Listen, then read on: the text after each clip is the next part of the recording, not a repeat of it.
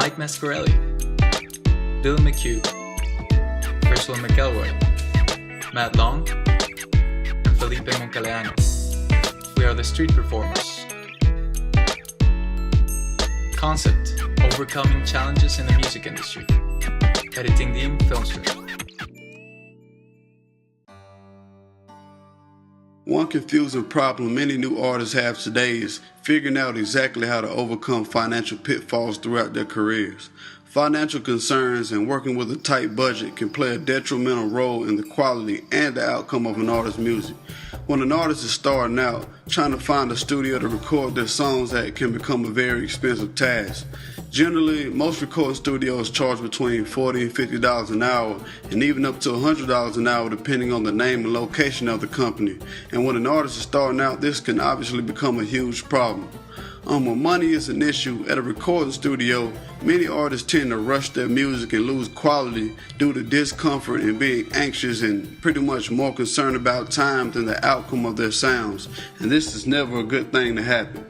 Also, after recording is finished, a very important process all musicians need to consider is getting their music mastered and having the audio brought up to professional and commercial standards.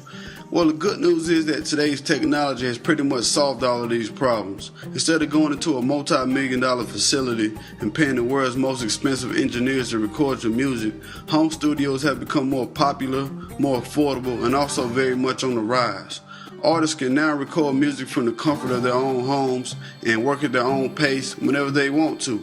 This allows an artist to insert more energy and more emotions into their music without feeling rushed at all.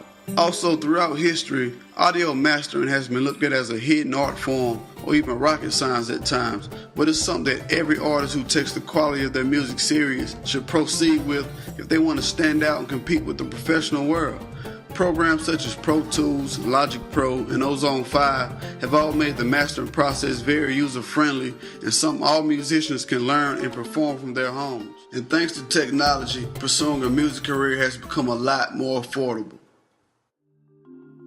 I'm going to be talking about the effects that streaming websites such as Spotify and iHeartRadio have on artist profits. When it comes to challenges in the music industry, a big one for many artists is trying to make money off of music streaming websites. These sites allow people to access songs or albums either by paying through a premium service like Spotify or using one of the free ones like Pandora, who make their money through advertisements.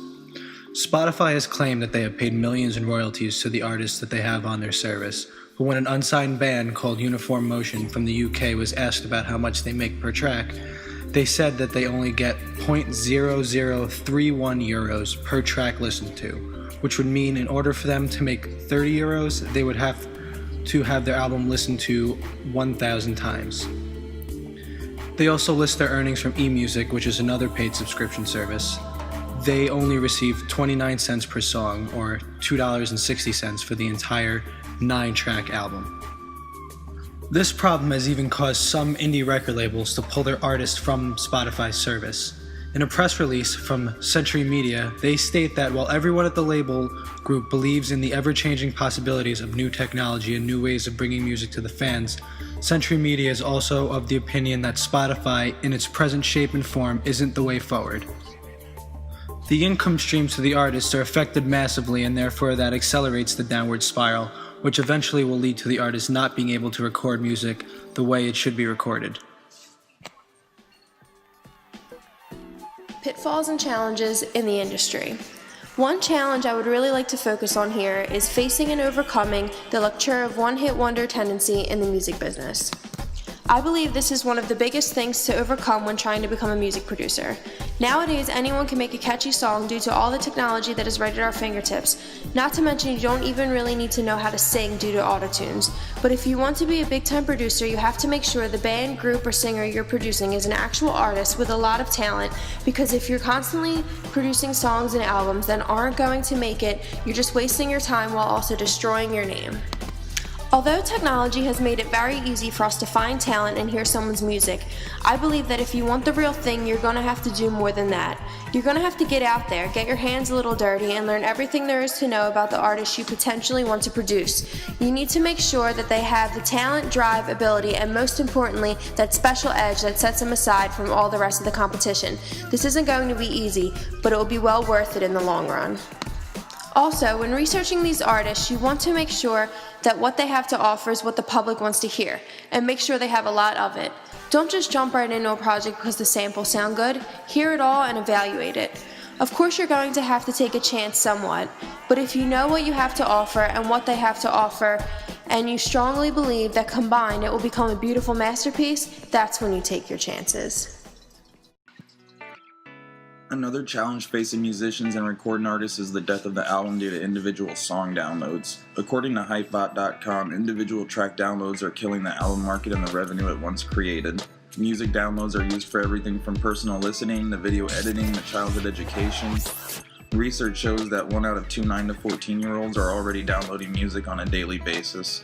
There's even a book entitled Young People, Music, and the Internet, which will be distributed to colleges, record stores, libraries, and high schools in 21 different countries in an attempt at promoting safe and legal downloading on the internet.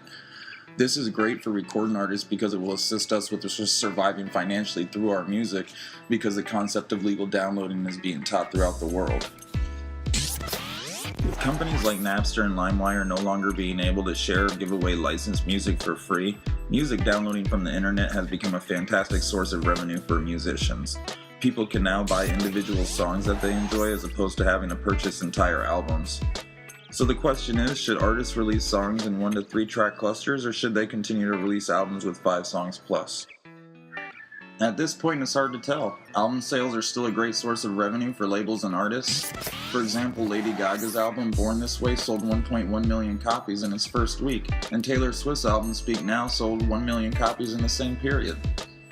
And companies who specialize in music downloads do not always succeed. Walmart's music download store, located at mp3.walmart.com, shut down after 8 years in business, due mainly to what the company claimed to be weak consumer demand.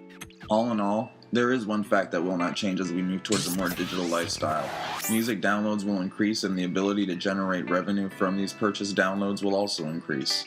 In a 1-year period from 2005 to 2006, music downloads tripled. As up-and-coming artists and producers, it only makes sense for us to try and break into this new technologically based revenue stream.